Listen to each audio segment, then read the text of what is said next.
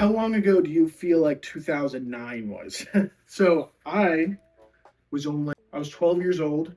The Wii U, Xbox 360 were out. iPhone is brand new. iPhone 3 just came out.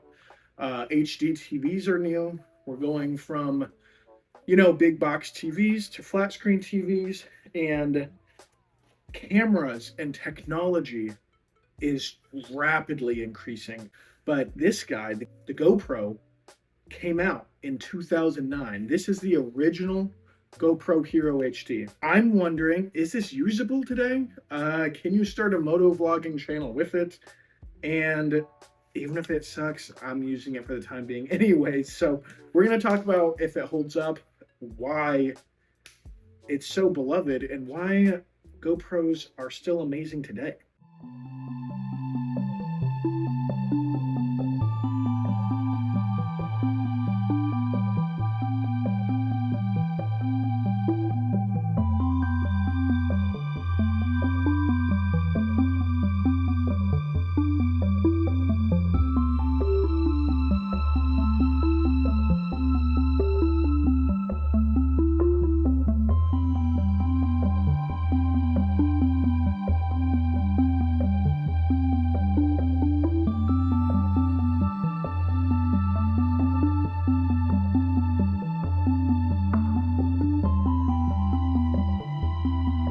The first thing you may notice about this old GoPro, it looks a little retro, but the size, especially without this extra screen in the back, the size is pretty close to that of a modern day GoPro. It's really not crazy different.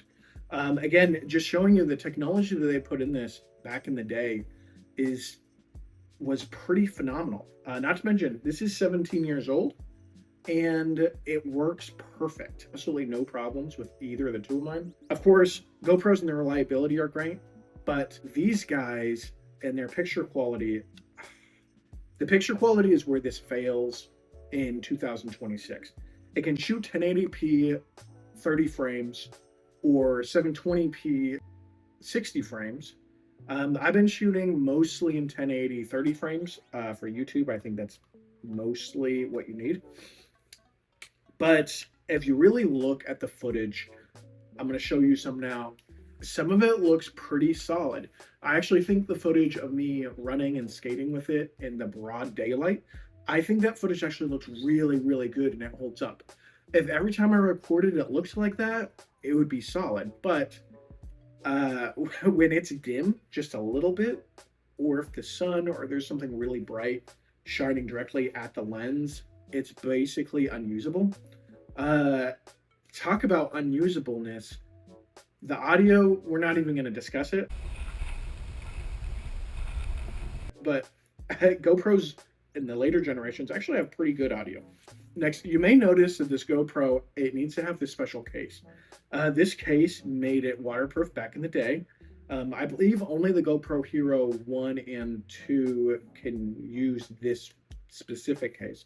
All the other GoPros that have cases, like 1 through 5, they all have their special cases. But this case allows it to be mounted anywhere. It's pretty incredible at the time. Not to mention these mounts that mount these cases, these are still the same action camera mounts basically every action camera uses, even today. It really shows how revolutionary this mounting system was, potentially maybe even a bigger deal than the GoPro itself. The mounting system is phenomenal. On my Goldwing, I can mount it to like 100 different places. I recently picked up one to put on my chest, and I got the one that will bring it back at me. I actually haven't even seen that footage, so you guys are going to see it now for the first time. The GoPro that I have, there's actually this extra LCD screen in the back that did not come with it initially. Back in the day, you had to buy that.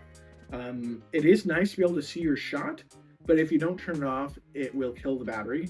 And speaking of battery, you can get about an hour of record time on this, and it's really not that bad. And the hour of record time is with a brand new battery, fully charged.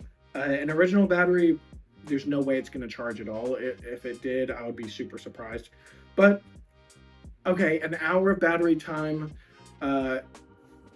It is a downside, but I don't think anyone's going to be doing like huge cross-country trips with these. The battery, I was able to get 2 brand new batteries with the charger for only 20 bucks. So that's really not an issue. This takes a 32 SD card, a 32 gig standard SD card, and that will hold about 6 to 9-ish hours of footage, which is more than you need, honestly. So why am I using this? And why would you guys use it? Let's start with why would you guys use it? You guys may use it because it's laying around the house. You find one at a garage sale. Where I would not recommend getting one of these, as you can see in the footage, the picture's not great. Initially, I thought this may hold up slightly better than it actually does. And in some circumstances, it does. Like in those really bright daylight shots, it looks pretty good, right? But in those really bright daylight shots, it does look good. But unfortunately, it's not necessarily the pixels, it's the image quality. And since it is a really wide lens, I believe it seems like to me 1080p is not 1080p when you have such a big wide viewing area. So if you go on eBay and you want to buy one of these, you can get them for 20 bucks, 30 bucks.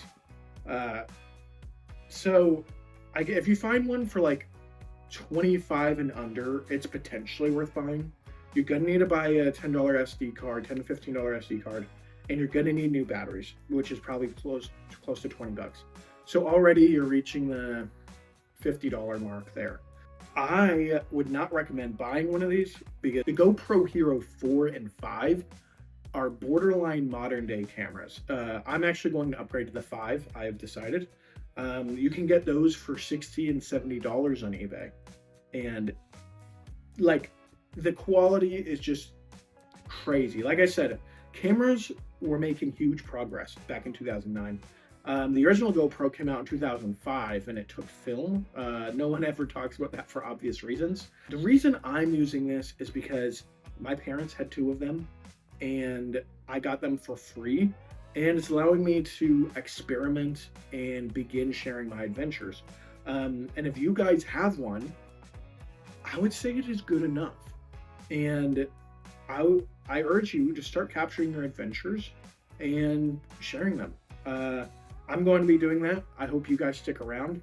I hope you guys stick around these early videos where I am recording with this, because I will upgrade and it will look better in the future. So thank you guys for watching, and I'll see you in the next one.